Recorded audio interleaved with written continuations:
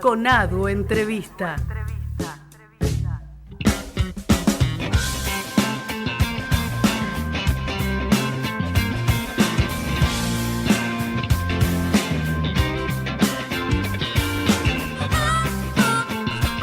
Bueno, vamos a recordar, Pablo, las vías de comunicación.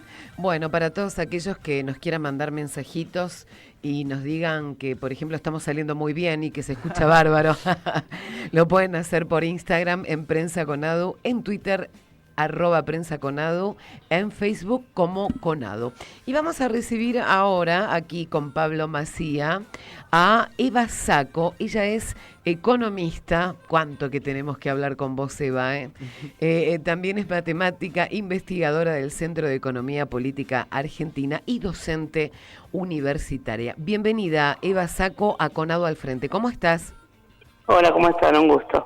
Bueno, Eva, aquí estamos con Pablo Macía para charlar contigo y queríamos empezar por este cepo macrista, esto que ellos no quieren llamar cepo, ¿no? ¿Cómo lo quieren llamar? Control de cambio. Control de cambio, una cosa así. Bueno, ¿de qué manera y a qué sectores está afectando este control de cambios?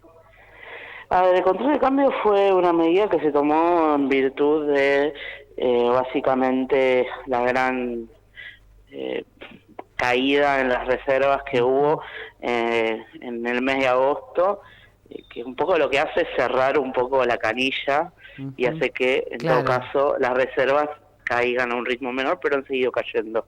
De hecho hubo 300 millones de dólares que se fueron, sí, van a seguir cayendo, pero lo esperable es que no caigan al ritmo que se fueron más de 10.000 millones de dólares en un mes. Claro. Ahora, ¿a quiénes afecta por cómo está puesto el cepo? Específicamente es un cepo que afecta, bueno, a las personas humanas que puedan comprar, que necesiten comprar o que quieran comprar más de 10.000 dólares mensuales, lo cual claramente no somos nosotros. Claro. Pero lo que sí es preocupante, no, claramente no es un docente universitario, chicos. No, vale. Ya lo sabemos. Pero a los que sí afectaría y es preocupante es a las empresas. Claro. Porque si bien las empresas no tendrían que verse afectadas por las operaciones de importación, que sería lo más complicado, bueno, solamente les dejan comprar 1.000 dólares mensuales, con lo cual, en un contexto de que ya vienen con dificultades, es como una traba más al funcionamiento. Para aquellos que importan, decís vos. No, 1.000 dólares para atesoramiento de empresas, ¿sí? Lo que pasa es que no queda claro, por ejemplo, si una empresa tiene una deuda en dólares, ¿sí? Tendría que poder acceder a más divisas para poder... ¿Cómo? Claro, a poder cambiar. Claro, tendría que ir, por ejemplo, al paralelo.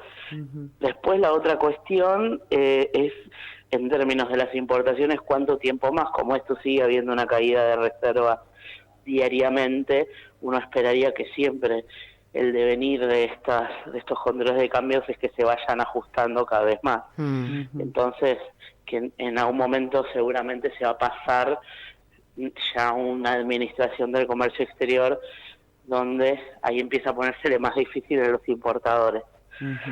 En principio yo considero que es una medida positiva, muchos consideramos que es una medida positiva en el sentido de poner un torniquete a algo que era muy complicado, ¿no? El país estaba quedando sin reservas.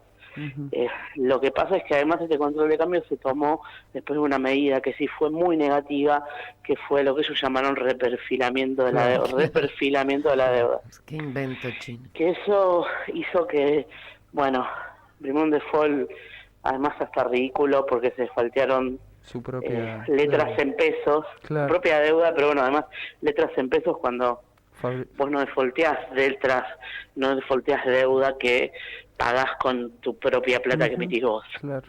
¿Sí? Entonces se defaulteó parte de la deuda en pesos, porque la idea era que esos pesos no se vayan a dólares cuando se pagan. Si no se roleaban, lo que los economistas dicen que se roleaba, ¿no? Que se volvían a a patear para adelante. Claro. Pero bueno, la cuestión es que después al ponerse en cepo mucho sentido no tiene eso.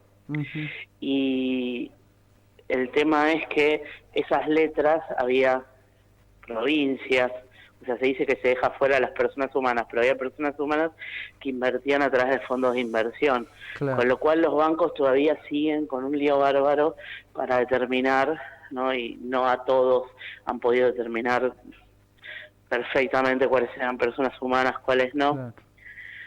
Y además los fondos de inversión tenían un tema, que vos invertías no para esperar cobrar la letra, sino que se invertía más como una herramienta de liquidez para gestionar el capital de trabajo o gestionar, bueno, la gente que por ahí era más sofisticada, ponía su sueldo y iba pagando, bueno. Y el tema es que eso podías hacer rescates diarios todos los días, esperabas 3 días y bueno, y entonces ahí es complicado porque hay gente que le ha quedado la plata ahí adentro y sobre todo empresas, y eso es, digamos, más allá del CEPU, que por ahí, bueno, como yo te decía, en principio no son jodería los que quieren comprar más de $10.000 por mes, y las empresas, bueno, en principio no estarían tan afectadas si es para importación, en principio, bueno, claro. En principio, si esto no sigue avanzando, pero sí están muchas empresas afectadas porque tienen la plata dentro de los fondos de inversión. Y por otro lado, el defaulteo de la deuda implicó una caída muy importante en el precio de los activos. Claro, sí. Eva, más allá de estas dos medidas, ¿no? Uno podría decir que la verdad que desde distintos sectores estábamos planteando, ¿no? El cepo, en realidad el control de capitales y por otro lado la iniciativa de que las agroexportadoras liquiden sus activos en el país. Más allá de esas dos medidas que, digamos, eran un reclamo como para parar la sangría en términos de fuga de capitales. Completamente. Tras las pasos, ¿no? Y tras la devaluación, el gobierno no desarrolló como lo estamos reclamando, pero sí lanzó algunas medidas económicas, entre comillas, compensatorias, como la eliminación del IVA a una serie de productos de la canasta básica. ¿Qué balance hace sobre esas medidas? ¿Son efectivas o en realidad Bueno, muy insuficientes, realmente son medidas muy insuficientes.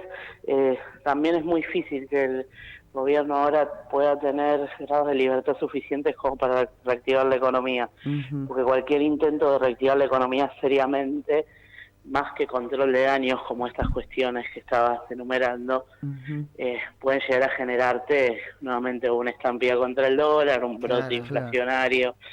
Entonces la verdad es que al gobierno ahora es lamentable, pero no se le puede pedir mucho más que control de daños.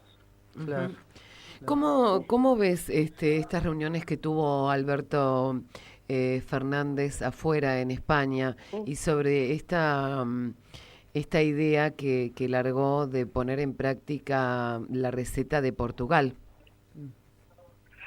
Sí, yo creo que todavía no hay demasiadas recetas posibles que uno pueda decir hay que hacer esto, porque la realidad es que todavía no sabemos a ciencia cierta qué es lo que va a dejar este gobierno. Tampoco se pueden proponer demasiadas recetas si vos no sabés cuál es el diagnóstico real de la situación al 10 de diciembre. Tampoco la economía argentina y la economía de Portugal son absolutamente comparables, de hecho son bastante incomparables, ¿sí? Es un país mucho más chico, es un país donde está integrado a un bloque regional fuerte como la Unión Europea, tiene el respaldo del Banco Central Europeo. Bueno, y bueno, ellos pudieron revertir bastante la situación en función del turismo, la construcción, que son soluciones mucho más regionalistas y puntuales, que acá decir vamos a reactivar con el boom del turismo, medio difícil porque somos un país mucho más grande, más difícil. Ahora, las mismas recetas, no sé si se pueden aplicar, pero sí me gusta el espíritu, si querés, de decir, bueno, vamos a reactivar no con las recetas ortodoxas, sino proponiendo una solución que reactive la economía. Y para vos, pero habrá que ver cómo se hace eso en nuestro país.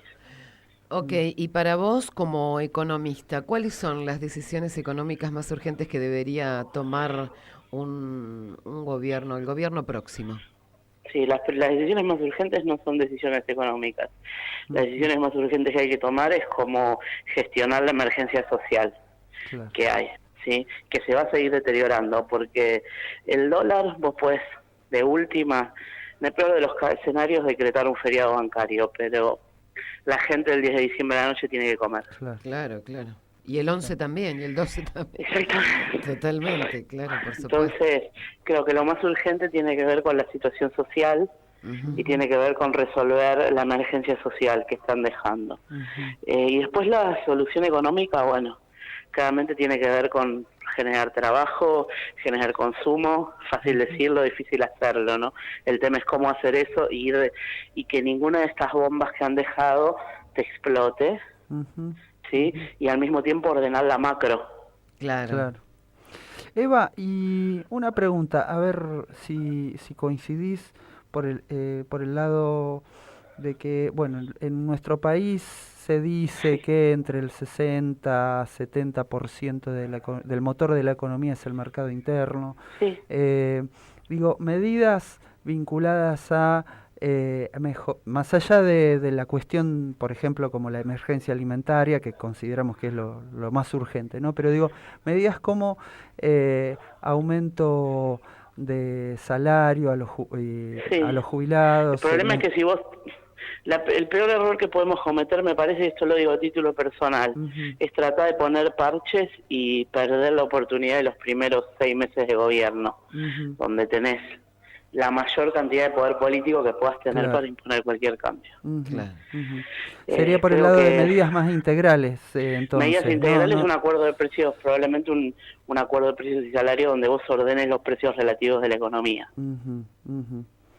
Y después, ¿qué opinás con respecto a, bueno, el rol que tengan, por ejemplo, las universidades para alentar la productividad en el sentido de, sobre todo, el apoyo a la pequeña y mediana industria argentina, las economías regionales? Digamos, por ese lado también habría que desarrollar iniciativas. ¿Cómo la ves? A ver, las universidades claramente en una economía argentina tiene un problema que del cual todavía ni la ortodoxia, claramente la receta ortodoxia no funciona, pero claramente la heterodoxia tampoco ha podido resolver, ¿sí?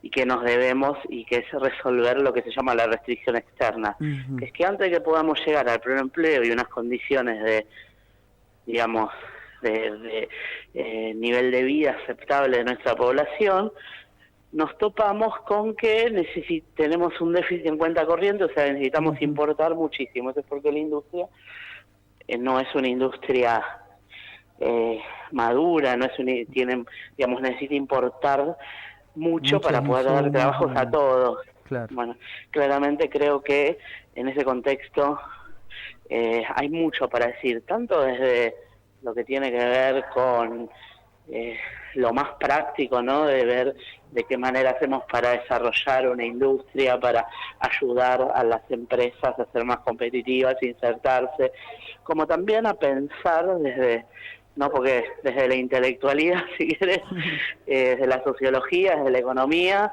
a pensar un plan de desarrollo. Claro. ¿Sí? Un plan de desarrollo que tampoco puede ser que salga de un laboratorio. Claro. ¿Sí? Tiene que ser un plan de desarrollo que incluya a todos los sectores sociales y que tiene que tener consenso, básicamente.